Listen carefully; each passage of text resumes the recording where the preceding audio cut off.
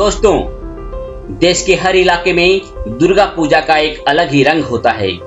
लेकिन क्या आप जानते हैं कि पश्चिम बंगाल का दुर्गा पूजा या दशहरा इन सब से कैसे अलग है? और क्यों एशिया के सबसे बड़े वेश्यालय सोनागाछी की मिट्टी के बिना दुर्गा की प्रतिमा पूरी नहीं मानी जाती है?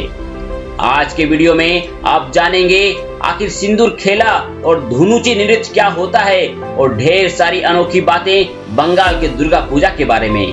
बस अंत तक वीडियो में बने रहिए। और अगर अभी तक आपने चैनल को सब्सक्राइब नहीं किया है तो चैनल को सब्सक्राइब जरूर कर लें। दोस्तों, देश में दुर्गा पूजा का त्योहार हर साल पूरे धूमधाम से मनाया जाता है। इसमें हर इलाके की अपनी सांस्कृतिक विशेषताएं जुड़ी होती हैं। बात चाहे मैसूर के जंबू सवारी दशहरे की हो या कुल्लू मनाली के दशहरे की या गुजरात के गरबा नृत्य की, सबका अपना ही एक अलग अंदाज होता है। मगर अगर बंगाल की बात करें तो यहाँ पर 10 दिनों तक चलने वाले इस त्योहार के दौरान यहाँ का पूरा माहौल शक्ति की देवी दुर्गा के रंग का हो जाता है। बंगाली हिंदुओं के लिए दुर्गा और काली की आराधना से बड़ा कोई उत्सव नहीं है। वे देश विदेश जहाँ कहीं भी रहें, इस पर्व को खास बनाने के लिए कोई कसर नहीं छोड़ते।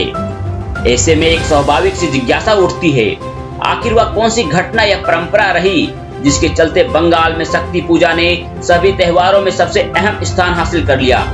दोस्तों, बंगाल में शारदीय नवरात्र का स्वागत विशेष धूमधाम से किया जाता है।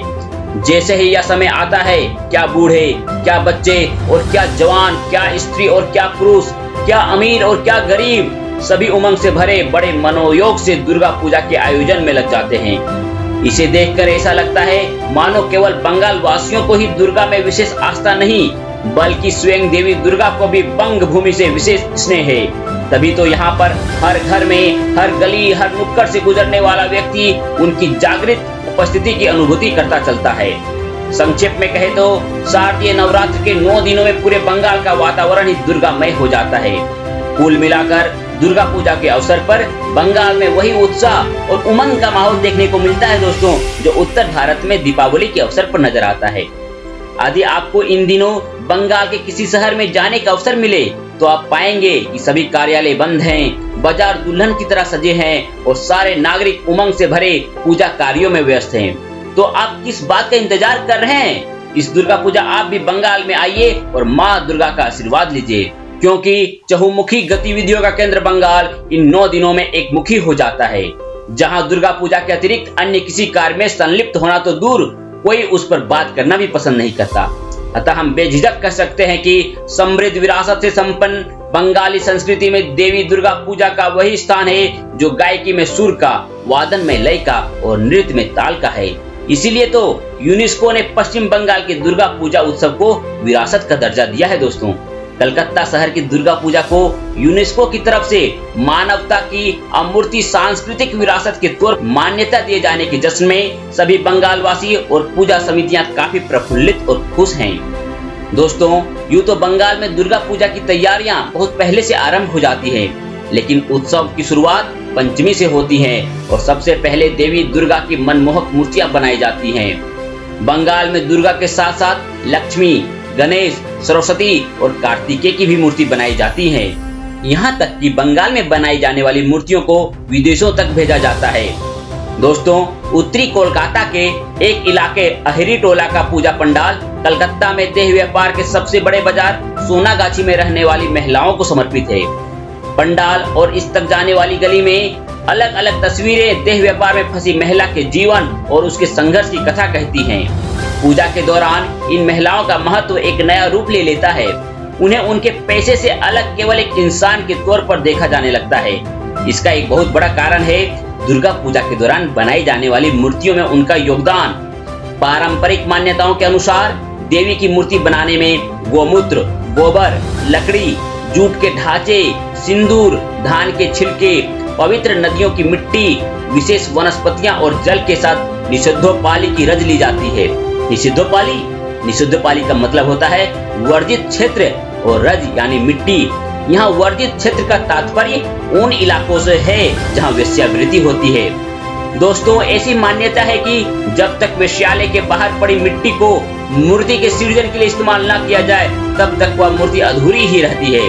इसीलिए हर वर्ष दुर्गा पूजा के दौरान सोनागाछी से उठाई गई मिट्टी का उपयोग दुर्गा की मूर्ति बनाने के लिए किया जाता है।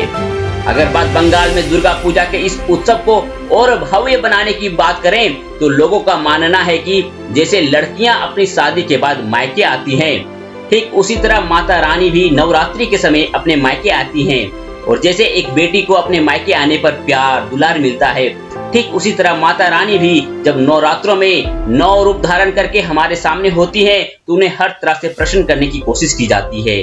और यही कारण है कि बंगाल में नवरात्र का इतना ज्यादा महत्व है। अब अगर हम नवरात्र के इतिहास की बात करें तो दोस्तों, नवरात्रि देवी दुर्गा और राक्षस महिषासुर के बीच हुए एक युद्ध का प्रतीक है। ऐसे में यह पर्व बुराई पर अच्छाई की जीत का जश्न है और यही कारण है कि पूरे देश में इस पर्व को इतनी धूमधाम से मनाया जाता है। लेकिन जब बात बंगाल की राजधानी कोलकाता की आती है तो पूरे शहर को दुल्हन की तरह सजाया जाता है। हर गली भी तरह तरह के पंडालों से सजती है।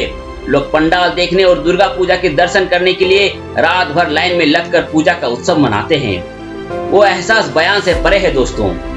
इन पंडालों की सजावट को देखने के लिए लोग दूर दूर से कलकत्ता आते हैं। साथ ही साथ यहाँ पर पंडालों की प्रतियोगिता भी होती है और जो पंडाल सबसे ज्यादा आकर्षक होते हैं उसे पुरस्कार भी दिया जाता है। अगर हम बंगाल में दुर्गा पूजा के दौरान होने वाले कुछ सुंदर रस्मों की बात करें तो दोस्तों, सबसे पहली बात करते हैं चोखू दान रस्म की, जो सबसे पुरानी परंपरा मानी जाती है। कोलकाता में दुर्गा पूजा के प्रथम दिन माँ दुर्गा को रंग चढ़ाया जाता है और यह अष्टमी नवमी तक चलता है। नवरात्रि शुरू होने के एक हफ्ते पहले ही दुर्गा माता की मूर्तियां तैयार की जाती है, लेकिन उनके आंखें बनाने छोड़ दी जाती है और महाल्या के दिन नेत्र बनाए जाते हैं और इसे ही चोखू दान कहते हैं, जिसका अर्थ होता है नेत्रदान। दोस्तों, मान्यता है कि इसी दिन देवी धरती पर आती है। अब अगर हम आपको कोलाबो की रस्म की बात करें तो दोस्तों, 7वें दिन सुबह के समय छोटे केले के पेड़ की पूजा होती है और इस रस्म में दुर्गा माँ की प्रतिमा के सामने केले के पेड़ को साड़ी पहनाकर खड़ा किया जाता है। हमारे देश में बेटियों को देवी का दर्जा तो सदियों से दिया जा रहा है, इसलिए तो बंगाल के लोगों का यह मानना होता है कि बेटियां दुर्गा माँ के समान होती हैं, जिस वजह से छोटी छोटी कुमारी लड़कियों की पूजा की जाती है। यहाँ तक कि बंगाल में ऐसे कई सारे इलाके हैं जहाँ पर पूरे 9 दिन तक कुमारी कन्याओं को दुर्गा माता की तरफ पूजा जाता है और इस प्रथा का प्रचलन खुद स्वामी विवेकानंद द्वारा किया गया था। हालांकि जब इन बालिकाओं का पूजा हो जाता है तो कुमारी कन्याओं को भोजन कराने का भी प्रचलन है, जो न सिर्फ बंगाल में बल्कि पूरे देश में चलता है, जिसमें 9 या 7 कुमारी कन्याओं को बिठाकर उन्हें देवी माता की तरह बड़े प्यार से भोजन कराया जाता है और फिर भोजन के बाद उन्हें उपहार और फल दिया जाता है ताकि वह प्रसन्न हो जाए। और ऐसी मान्यता है कि इस रस्म को पूरा करने के बाद ही किसी का 9 दिन का व्रत सफल होता है। अगर हम बंगाल में बनाए गए दुर्गा पूजा की एक और महत्वपूर्ण रस्म की बात करें तो वह है धुनुची नृत्य की, जो असल में शक्ति नृत्य है। बंगाल ट्रेडिशन में यह नृत्य माँ भवानी की शक्ति और ऊर्जा बढ़ाने के लिए किया जाता है। पुराणों के अनुसार चूंकि महिषासुर बहुत ही शक्तिशाली राक्षस था, उसे कोई नर देवता मार नहीं सकता था। माँ भवानी उसका वध करने के लिए जाती है, इसीलिए माँ के भक्त उनकी शक्ति और ऊर्जा बढ़ाने के लिए धुनुची नृत्य करते हैं। दोस्तों, धुनुची में कोकोनट क्वायर और हवन सामग्री रखा जाता है, उसी से माँ की आरती की जाती है। धुनुची नृत्य सप्तमी से शुरू होता है और अष्टमी नवमी तक चलता है। इस दिन बड़े जोरों शोरों से देवी की आरती होती है और दुर्गा के मंत्रों का उच्चारण किया जाता है। साथ ही दोस्तों, बंगाल में 9 दिन तक पंडालों के बाहर ढोल बजाए जाते हैं और उन्हें फूलों से सजाया जाता है।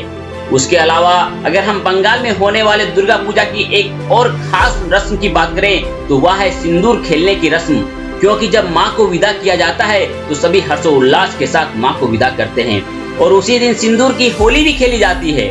हालांकि यह काम अधिकतर विवाहित महिलाएं अपने माथे पर सिंदूर लगाकर करती हैं और देवी दुर्गा को उल्लू ध्वनि के साथ विदा देती हैं।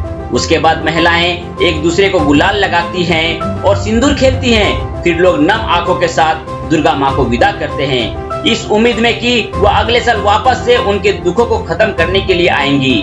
दोस्तों, बाकी आज के लिए बस इतना ही। उम्मीद है आपको हमारी आज की वीडियो बहुत ही पसंद आई होगी। अगर हाँ, तो ऐसे ही शानदार वीडियो को लगातार देखने के लिए हमारे चैनल को लाइक, शेयर और सब्सक्राइब करना बिल्कुल ना भूलें।